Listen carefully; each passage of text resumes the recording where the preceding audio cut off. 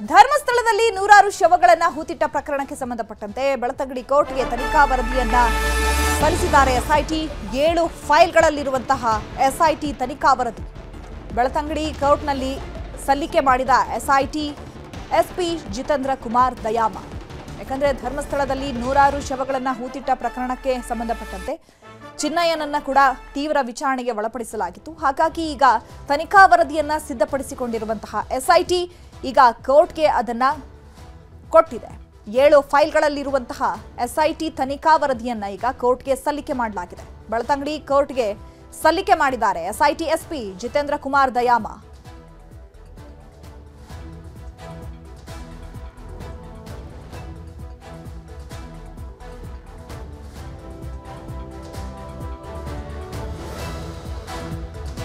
ಇನ್ನು ಇದೇ ವಿಚಾರಕ್ಕೆ ಸಂಬಂಧಪಟ್ಟಂತೆ ಗೃಹ ಸಚಿವರಾಗಿರುವಂತಹ ಪರಮೇಶ್ವರ್ ಅವರು ಈ ಒಂದು ತನಿಖಾ ವರದಿಯನ್ನ ಕೂಡ ನಾವು ಚಳಿಗಾಲದ ಅಧಿವೇಶನ ಏನ್ ನಡೆಸ್ತೀವಲ್ಲ ಬೆಳಗಾಮಲ್ಲಿ ಸೊ ಅಲ್ಲಿ ಕೂಡ ನಾವು ಇದನ್ನ ಸದನದಲ್ಲಿ ಮಂಡಿಸ್ತೀವಿ ಅನ್ನುವಂತಹ ವಿಚಾರವನ್ನ ಕೂಡ ತಿಳಿಸಿದ್ದಾರೆ ಯಾಕಂದ್ರೆ ಈಗ ಕೋರ್ಟ್ಗೆ ಎಸ್ಐಟಿ ಎಸ್ಪಿ ಜಿತೇಂದ್ರ ಕುಮಾರ್ ದಯಾಮ ಅವರು ತನಿಖಾ ವರದಿಯನ್ನ ಸಲ್ಲಿಕೆ ಮಾಡಿದ್ದಾರೆ ಈಗೇನ್ ವಿರೋಧ ಪಕ್ಷಗಳು ಆರೋಪಗಳನ್ನ ಮಾಡ್ತಾ ಇತ್ತು ಸೊ ಆ ಎಲ್ಲ ಆರೋಪಗಳು ಕೂಡ ತೆರೆ ಎಳಿಬೇಕು ಅದೆಲ್ಲವನ್ನ ನಿಲ್ಲಿಸಬೇಕು ಅಂತ ಹೇಳಿ ಗೃಹ ಸಚಿವರಾಗಿರುವಂತಹ ಡಾಕ್ಟರ್ ಜಿ ಪರಮೇಶ್ವರ್ ಅವರು ಅಧಿವೇಶನದಲ್ಲೂ ಕೂಡ ಸದನದಲ್ಲೂ ಕೂಡ ನಾವು ಇದನ್ನ ತನಿಖಾ ವರದಿಯನ್ನ ಮಂಡಿಸ್ತೀವಿ ಅಂತ ಹೇಳಿದ್ದಾರೆ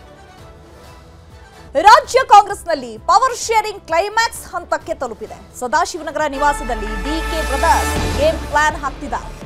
ಕಳೆದ 1 ಗಂಟೆಯಿಂದ ಡಿಕೆ ಬ್ರದರ್ಸ್ ರಹಸ್ಯ ಚರ್ಚೆಯನ್ನ ಮಾಡ್ತಾ ಇದ್ದಾರೆ ನವೆಂಬರ್ ಕ್ರಾಂತಿ ಆಗುತ್ತೆ ಸಿಎಂ ಸ್ಥಾನ ಬದಲಾವಣೆ ಆಗುತ್ತೆ ಅನ್ನುವಂತಹ ಚರ್ಚೆಗಳ ಮಧ್ಯದಲ್ಲೇ ಈಗ ಪವರ್ ಶೇರಿಂಗ್ ಕ್ಲೈಮ್ಯಾಕ್ಸ್ ಹಂತಕ್ಕೆ ತಲುಪಿದ್ಯಾ ಸದಾಶಿವನಗರ ನಿವಾಸದಲ್ಲಿ ಡಿಕೆ ಬ್ರದರ್ಸ್ ಗೇಮ್ ಪ್ಲಾನ್ ಮಾಡ್ತಿದ್ದಾರೆ ಕಳೆದ 1 ಗಂಟೆಯಿಂದಲೂ ಕೂಡ ಡಿಕೆ ಬ್ರದರ್ಸ್ ರಹಸ್ಯ ಚರ್ಚೆಯನ್ನ ಮಾಡ್ತಾ ಇದ್ದಾರೆ ಯಾರ ಭೇಟಿಗೂ ಸಮಯಾವಕಾಶವನ್ನ ನೀಡದೆ ಸೀಕ್ರೆಟ್ ಸಭೆಯನ್ನ ಮಾಡ್ತಾ ಇದ್ದಾರೆ ಪವರ್ ಶೇರಿಂಗ್ ವಿಚಾರದಲ್ಲಿ ಗುಟ್ಟು ಬಿಟ್ಕೊಡ್ತಾ ಇಲ್ಲ ಲೀಡರ್ಸ್ ಭಾರೀ ಕುತೂಹಲ ಮೂಡಿಸಿದ ಉಭಯ ನಾಯಕರ ನಡೆ ಯಾಕಂದ್ರೆ ಸಿಎಂ ಸಿದ್ದರಾಮಯ್ಯ ಅವರು ಸ್ಪಷ್ಟವಾಗಿ ಹೇಳ್ಬಿಟ್ಟಿದ್ದಾರೆ ಯಾವ ಕ್ರಾಂತಿಯೂ ಆಗಲ್ಲ ಯಾವ ಭ್ರಾಂತಿಯೂ ಆಗಲ್ಲ ಅಂತ ಸೊ ಹಾಗಾಗಿ ಡಿಕೆ ಬ್ರದರ್ಸ್ ಯಾವ ರೀತಿಯಾಗಿ ಗೇಮ್ ಪ್ಲಾನ್ ಮಾಡ್ತಾ ಇರಬಹುದು ಅನ್ನುವಂಥದ್ದು ಸಾಕಷ್ಟು ಕುತೂಹಲಕ್ಕೆ ಕಾರಣ ಆಗಿದೆ ಕೊಟ್ಟ ಮಾತಿನಂತೆ ಸಿಎಂ ನಡೆದುಕೊಳ್ತಾರೆ ಅಂತ ಹೇಳಿ ಡಿಕೆ ಸುರೇಶ್ ಹೇಳಿದ್ದಾರೆ ಹೈಕಮಾಂಡ್ ನಾಯಕರು ಸೂಕ್ತ ಕಾಲದಲ್ಲಿ ಉತ್ತರವನ್ನ ಕೊಡ್ತಾರೆ ಬೆಂಗಳೂರಿನಲ್ಲಿ ಡಿಕೆ ಸುರೇಶ್ ಮಾರ್ಮಿಕವಾಗಿ ಮಾತನಾಡಿದ್ದಾರೆ ಕೊಟ್ಟ ಮಾತಿನಂತೆ ನಡೆಯುವವರು ಸಿದ್ದರಾಮಯ್ಯ ಯಾವಾಗಲೂ ಕೊಟ್ಟ ಮಾತಿಗೆ ತಪ್ಪಿಲ್ಲ ಬೆಂಗಳೂರಿನಲ್ಲಿ ಡಿಕೆ ಸುರೇಶ್ ಮಾರ್ಮಿಕವಾಗಿ ಮಾತನಾಡಿದ್ದಾರೆ ಹಿಂದಿನ ಸರ್ಕಾರದಲ್ಲೂ ಮಾತಿನ ಪ್ರಕಾರವೇ ನಡೆದಿದ್ದಾರೆ ಈಗಿನ ಸರ್ಕಾರದಲ್ಲೂ ಕೊಟ್ಟ ಮಾತಿನಂತೆಯೇ ನಡೆದುಕೊಳ್ತಾರೆ ಮುಂದೆಯೂ ಕೊಟ್ಟ ಮಾತಿನ ಪ್ರಕಾರವೇ ನಡೆದುಕೊಳ್ತಾರೆ ಅಂತ ಹೇಳಿ ಡಿಕೆ ಸುರೇಶ್ ಮಾರ್ಮಿಕವಾಗಿ ನುಗ್ಗಿದ್ದಾರೆ ಹಾಗಾದ್ರೆ ಪವರ್ ಶೇರಿಂಗ್ ಬಗ್ಗೆ ಏನಾದರೂ ಚರ್ಚೆ ಆಗಿತ್ತಾ ಹಾಗಾಗಿ ಈಗ 2.5 ವರ್ಷಗಳು ಕಳೆದ ಬಳಿಕ ಸಿಎಂ ಸ್ಥಾನ ಬದಲಾವಣೆ ಆಗಬೇಕು ಅನ್ನುವಂತಹ ಚರ್ಚೆಗಳೇನಾದರೂ ಆಗಿತ್ತಾ ಹಾಗಾಗಿ ಡಿಕೆ ಸುರೇಶ್ ಅವರೇನಾದರೂ ಈ ಮಾತನ್ನ ಹೇಳ್ತಾ ಇದ್ದಾರಾ ಮಾರ್ಮಿಕವಾಗಿ ನುಡಿತಾ ಇದ್ದಾರಾ ಅನ್ನುವಂಥದ್ದು ಸಾಕಷ್ಟು ಕುತೂಹಲ ಇರುವಂಥದ್ದು ಡಿಕೆಶಿಗೆ ದಾಖಲೆ ಅವಧಿ ಮಾಡಬೇಕು ಅನ್ನೋದೇನಿಲ್ಲ ನಾವು ರಾಜಕಾರಣದಲ್ಲಿ ಶಾಶ್ವತವಾಗಿರಬೇಕು ಅಂತಂದ್ರೆ ನಾವು ಕೊಟ್ಟ ಮಾತಿನಂತೆ ನಡ್ಕೊಳ್ಬೇಕು ಅಂತ ಡಿಕೆ ಸುರೇಶ್ ಅವರು ಹೇಳಿದ್ದಾರೆ ನಾವು ಕೊಟ್ಟ ಮಾತಂತೆ ಮಾನ್ಯ ಮುಖ್ಯಮಂತ್ರಿಗಳು ಗ್ಯಾರಂಟಿಯನ್ನ ಅನುಷ್ಠಾನ ಮಾಡಿದ್ದಾರೆ ಅವರೇನು ಮಾತು ಕೊಡ್ತಾರೆ ಆ ಮಾತಿನಂತೆ ನಡ್ಕೋತಾರೆ ಸಿದ್ದರಾಮಯ್ಯನವರು ಪವರ್ ಶೇರಿಂಗ್ ವಿಚಾರದಲ್ಲಿ ಕೊಟ್ಟ ಮಾತನ್ನು ಉಳಿಸ್ಕೊಂತಾರೆ ಅದು ನನಗೆ ಗೊತ್ತಿಲ್ಲದೆ ಇರೋ ವಿಚಾರ ಈಗ ಆಲ್ರೆಡಿ ಅವರು ಮುಖ್ಯಮಂತ್ರಿ ಆಗಿದ್ದಾರೆ ಸೊ ಏನಿದ್ರು ಕೂಡ ಅದು ಪಕ್ಷದ ವರಿಷ್ಠರು ಮತ್ತು ಮುಖ್ಯಮಂತ್ರಿಗಳು ಮತ್ತು ಉಪಮುಖ್ಯಮಂತ್ರಿಗಳ ಜೊತೆ ಅದನ್ನ ಚರ್ಚೆ ಮಾಡ್ತಾರೆ ಅಲ್ಲ ಅವರು ಪಕ್ಷದ ಅಧ್ಯಕ್ಷರಾಗಿದ್ದಾರೆ ಕೆಲಸ ಮಾಡ್ತಾ ಇದ್ದಾರೆ ನಾಳೆ ಅವ್ರನ್ನ ಬೇರೆಯವ್ರನ್ನ ಮಾಡಿದ್ರೆ ಸಂಪೂರ್ಣವಾದಂತಹ ಸಹಕಾರವನ್ನ ಯಾರೇ ಅಧ್ಯಕ್ಷರಾಗಿ ಕೆಲಸ ಮಾಡೋದಕ್ಕೂ ಅವಕಾಶವನ್ನು ಮಾಡಿಕೊಡ್ಲಿಕ್ಕೆ ಡಿ ಕೆ ಶಿವಕುಮಾರ್ ಅವರು ಸಿದ್ಧರಾಗಿದ್ದಾರೆ ಆ ತರ ಏನಿಲ್ಲ ಡಿ ಕೆ ಶಿವಕುಮಾರ್ ಅವ್ರ ಕನಸು ದಾಖಲೆ ಮಾಡಬೇಕು ಅನ್ನೋದು ಯಾವುದೂ ಇಲ್ಲ ಗೊತ್ತಾಯ್ತಲ್ಲ ನಾವು ಕೊಟ್ಟ ಮಾತಂತೆ ಯಾವತ್ತೂ ಕೂಡ ರಾಜಕಾರಣದಲ್ಲಿ ಶಾಶ್ವತವಾಗಿ ಉಳಿಬೇಕು ಅಂತ ಅಂದ್ರೆ ಯಾರೇ ಆದ್ರೂ ಕೂಡ ನಾವೇನು ಜನರಿಗಾಗ್ಲಿ ಬೇರೆ ಯಾರಿಗೆ ಮಾತು ಕೊಟ್ರೆ ಆ ಮಾತಿನಂತೆ ನಡ್ಕೋಬೇಕು ಸೊ ಅದು ಮುಖ್ಯ ಆಗ್ತದೆ ಹೊರತು ಅವರು ಶಾಶ್ವತವಾಗಿ ನಾಯಕರಾಗಿ ಉಳಿತಾರೆ ಸಂಪುಟ ಪುನಾರಚನೆ ಇಲ್ಲ ಸಿಎಂ ಬದಲಾವಣೆಯೂ ಇಲ್ಲ ಸಿಎಂ ಡಿಸಿಎಂ ಹೇಳಿಕೆಗೆ ವಿರೋಧ ಪಕ್ಷದ ನಾಯಕ ಅಶೋಕ್ ವ್ಯಂಗ್ಯವಾಡಿದ್ದಾರೆ ವಿಧಾನಸೌಧದಲ್ಲಿ ವಿಪಕ್ಷದ ನಾಯಕ ಆರ್ ಅಶೋಕ್ ಹೇಳಿಕೆ ಕೊಟ್ಟಿದ್ದಾರೆ. ಸಿಎಂ ಡಿಸಿಎಂ ಹೇಳಿಕೆಗೆ ವಿಪಕ್ಷ ನಾಯಕ ಅಶೋಕ್ ಟಾಂಗ್ ಕೊಟ್ಟಿದ್ದಾರೆ. ಸಂಪುಟ ಪುನಾರಚನೆಯೂ ಇಲ್ಲ, ಸಿಎಂ ಬದಲಾವಣೆಯೂ ಇಲ್ಲ. ಹಾಗಿದ್ರೆ ವಿರೋಧ ಪಕ್ಷದ ನಾಯಕ ಆರ್ ಅಶೋಕ್ ಅವರು ಏನ್ ಮಾತನಾಡಿದ್ದಾರೆ ಬನ್ನಿ ನೋಡೋಣ. ಡಿ ಕೆ ಶಿವಕುಮಾರ್ ಅವರು, ಡಿ ಕೆ ಸುರೇಶ್ ಅವರು, ಇವತ್ತು ಕೂಡ ಡಿ ಕೆ ಶಿವಕುಮಾರ್ ಅವರು ಮಾತೇನು ಕೊಟ್ಟಿದ್ದಾರೆ, ಮಾತು ಪ್ರಕಾರ ಸಿದ್ದರಾಮಯ್ಯನವರು ನಡೀಲಿ. 2.5 ವರ್ಷ ಏನು ಒಪ್ಪಂದ ಆಗಿತ್ತು ಚುನಾವಣೆ ಆದ ತಕ್ಷಣವೇ, ಆ ಮಾತು ಪ್ರಕಾರ ನಡೀಲಿ, ಮಾತಿನಂತೆ ನಡೀಲಿ ಅಂತ ಒಂದು ಕಡೆ ಹೇಳಿದ್ದಾರೆ. ಡಿ ಕೆ ಶಿವಕುಮಾರ್ ಅವರು ಈ ಒಂದು ಪಾಲಿಟಿಕ್ಸಲ್ಲಿ ಅವ್ರದ್ದೇ ಗಾಳ ಉರುಳಿಸಿದ್ದಾರೆ. ನಾನು ಕಾಂಗ್ರೆಸ್ಸಿನ ಅಧ್ಯಕ್ಷ ಸ್ಥಾನಕ್ಕೆ ರಾಜೀನಾಮೆ ಕೊಡ್ತೀನಿ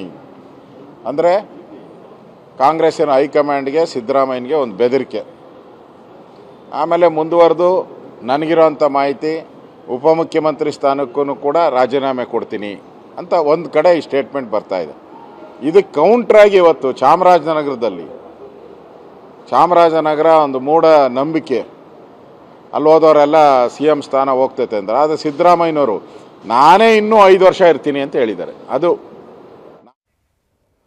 ಈ ಬಗ್ಗೆ ಮತ್ತಷ್ಟು ಮಾಹಿತಿಯನ್ನು ಕೊಡ್ತಾರೆ ನಮ್ಮ ಪ್ರತಿನಿಧಿ ಹೆಬ್ಬಾಕ ತಿಮ್ಮೇಗೌಡರು, ನೇರ ಸಂಪರ್ಕದಲ್ಲಿ ಜಾಯ್ನ್ ಆಗಿದ್ದಾರೆ. ಹೆಬ್ಬಾಕ ತಿಮ್ಮೇಗೌಡ್ರೆ,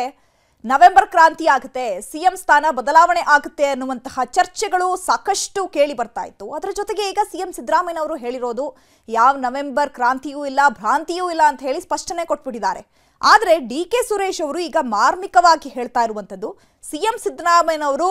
ಕೊಟ್ಟ ಮಾತಿನಂತೆ ನಡೆದುಕೊಳ್ತಾರೆ, ಅವರು ಯಾವತ್ತೂ ಕೂಡ ಕೊಟ್ಟ ಮಾತಿಗೆ ಹಿಂದೆ ಸರಿದಿಲ್ಲ ಅಂತ ಹೇಳಿ. ಸೊ ಹಾಗಿದ್ರೆ ಏನಾದರೂ 2.5 ವರ್ಷಕ್ಕೆ ಸಿಎಂ ಸ್ಥಾನ ಬದಲಾವಣೆ ಆಗಬೇಕು ಅನ್ನುವಂತಹ ಚರ್ಚೆಗಳೇನಾದರೂ ಆಗಿತ್ತಾ? ಆ ವಿಚಾರಕ್ಕೆ ಏನಾದರೂ ಸಂಬಂಧಪಟ್ಟಂತೆ ಈ ರೀತಿಯಾಗಿ ಡಿ ಕೆ ಸುರೇಶ್ ಅವರು ಮಾರ್ಮಿಕವಾಗಿ ನುಡಿತಾ ಇದ್ದಾರೆ. ಜೊತೆಗೆ ಡಿ ಕೆ ಬ್ರದರ್ಸ್ ಈಗ ಗೇಮ್ ಪ್ಲಾನ್ ಮಾಡ್ತಾ ಇದ್ದಾರೆ, ಗೌಪ್ಯವಾಗಿ ಸಭೆಯನ್ನು ನಡೆಸ್ತಾ ಇದ್ದಾರೆ. ಹಾಗಿದ್ರೆ ಇವೆಲ್ಲವನ್ನ ನೋಡ್ತಾ ಇದ್ರೆ ಯಾವ ರೀತಿಯಾಗಿ ಪರಾಮರ್ಶೆ ಮಾಡ್ಬೋದು ಇದನ್ನ? ಚೈತ್ರ, ಬಹಳ ಮುಖ್ಯವಾಗಿ ಇವತ್ತಿಗೆ ರಾಜ್ಯ ಸರ್ಕಾರ ಅಧಿಕಾರಕ್ಕೆ ಬಂದು 2.5 ವರ್ಷ ಪೂರೈಸಿದೆ. ಈ ಒಂದು 2.5 ವರ್ಷ ಪೂರೈಸಿದಂಥ ಹಿನ್ನೆಲೆಯಲ್ಲಿ ಸಹಜವಾಗಿ ಏನು ನವೆಂಬರ್ ಕ್ರಾಂತಿ ಆಗುತ್ತೆ, ನಾಯಕತ್ವ ಬದಲಾವಣೆ ಆಗುತ್ತೆ, ಸಚಿವ ಸಂಪುಟ ಪುನರಚನೆ ಆಗುತ್ತೆ ಅನ್ನುವಂಥ ಒಂದು ಕುತೂಹಲ, ಚರ್ಚೆಗಳು, ವಿಮರ್ಶೆಗಳು ಕೂಡ ಸಾಕಷ್ಟು ರೀತಿಯಲ್ಲಿ ಕೇಳಿ ಬರ್ತಾ ಇದ್ವು ಈ ಏನು ಕಳೆದ 6-7 ತಿಂಗಳಿಂದಲೂ ಕೂಡ. ಇದೀಗ ಇವತ್ತು ಯಾವಾಗ ಏನು ತಮ್ಮ ಅವಿಭಜಿತ ಮೈಸೂರು ಚಾಮರಾಜನಗರ ತವರು ಜಿಲ್ಲೆ ಪ್ರವಾಸನ ಕೈಗೊಂಡಂಥ ಮುಖ್ಯಮಂತ್ರಿ ಸಿದ್ದರಾಮಯ್ಯನವರು,